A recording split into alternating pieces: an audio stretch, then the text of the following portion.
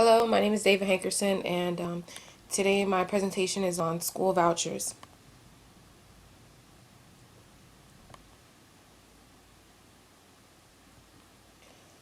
To begin with, this topic is of particular interest to me because I'm concerned about the inequity in education and the government's efforts to try to rectify it.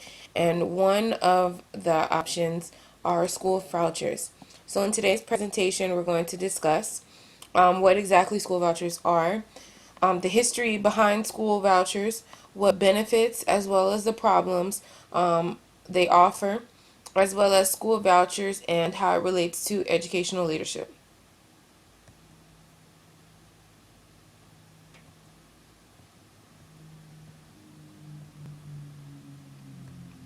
So, what are school vouchers? Well, school vouchers are financial subsidies that are issued to parents by the government, and they are to be used in order to send their children to any school that they choose to. It's based on the principle of quality education for all, and that everybody is entitled to a high standard of education, irregardless of their financial means.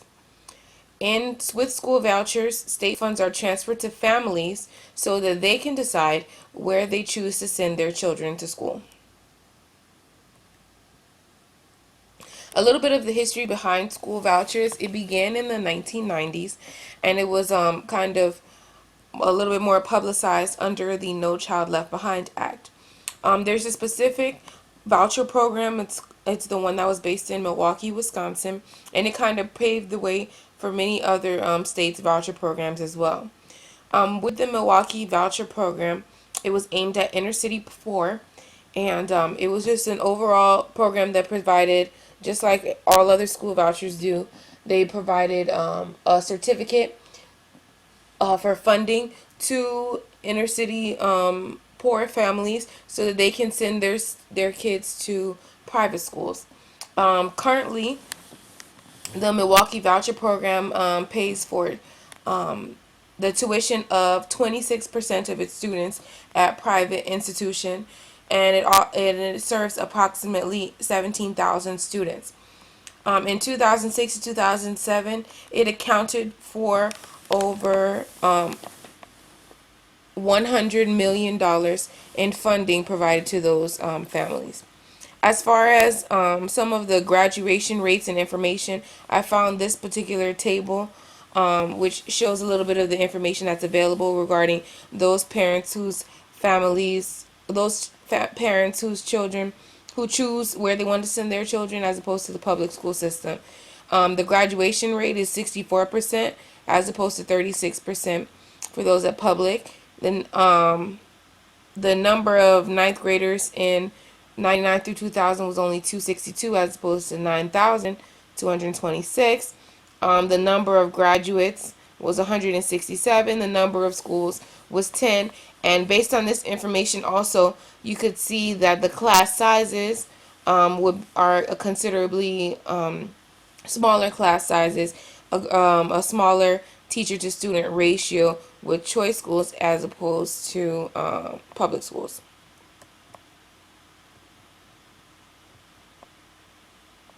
Some of the benefits of school vouchers. Well, first and foremost, it puts the choice in the hands of the parent. They are able to decide what is best for their children, and they are also able to send their children financially to whatever schools they feel reflect their values. Many believe that this also increases parental involvement when they're happy with the place that their children are going to school, and also accounts for equality of education. Many times, private schools sometimes some people feel that they offer a higher quality of education. Well, now this quality of education is available to students who come from lower income families. Also, some believe that the free market will improve all schools across the board, and that schools will be more efficient and responsive to meeting the needs of all their students, for with the concern that they would have the option to change schools if they decide to do so. And lastly, it provides access to better education provided by the private schools. So those are the basic overall benefits of school vouchers. And now we'll look at some of the problems that people have with school vouchers. Well, first and foremost, some believe that it segregates students by race, religion, or special needs, and that it weakens the public school system. The way that it kind of segregates students is because it creates what we call creaming, which is a selection. Private schools are kind of allowed to have selected admissions, unlike public schools, which allows for them to pick from preferred economic, social, religious, or ethnic groups. So that can lead to segregation of students by various races, religions, so on and so forth, as well as this kind of creaming where they just kind of select whomever they want within their school systems. Next, some people think that it's unconstitutional because it combines church and states. More specifically, with the financial issues, taxpayers, who are the ones who fund the vouchers, are not able to vote on budgetary issues that come out of these private sectors. So it's kind of an unfair situation. And also, some believe that it would increase because of the amount of funding that is going to the private schools and the regulations behind how those funds are used, so on and so forth, that it increases the governmental control over religious educational institutions. Also, some believe that only knowledgeable participants will be able to enjoy the benefits because only those parents who actually seek it out and ask for their students will be able to participate. And also that the competition will in fact discourage innovation and that it is not in fact a true marketplace because public schools being federally funded have much more regulations and they have to take a greater number of students. In fact, every student within that, typically it's every student within that district or that area, unlike private schools who have more of a selection and do not have the same federal regulations. So those are in a nutshell of some of the many problems that people express with um, school vouchers. Last but not least, what does school vouchers means for educational leaders?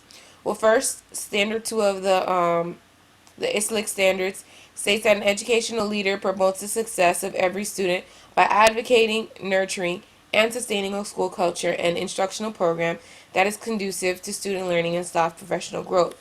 I believe that as it relates to school vouchers, the educational leader is responsible for ensuring that all students have multiple opportunities to learn and to achieve academic success.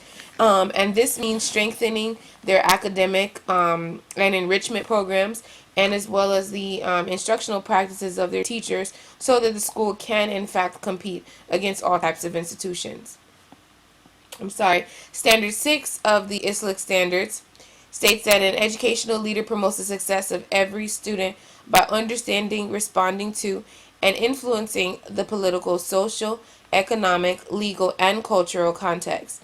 I believe that this means that educational leaders are responsible for advocating in the best interests of children, parents, and families of the students under their care by providing them with the greatest opportunity for success, even if it means that attending another school while the school itself undergoes improvements. So that, in a nutshell, is school vouchers and its history, the purpose, the pros and the cons of school vouchers, and then lastly, how it relates to educational leadership. I do thank you for listening.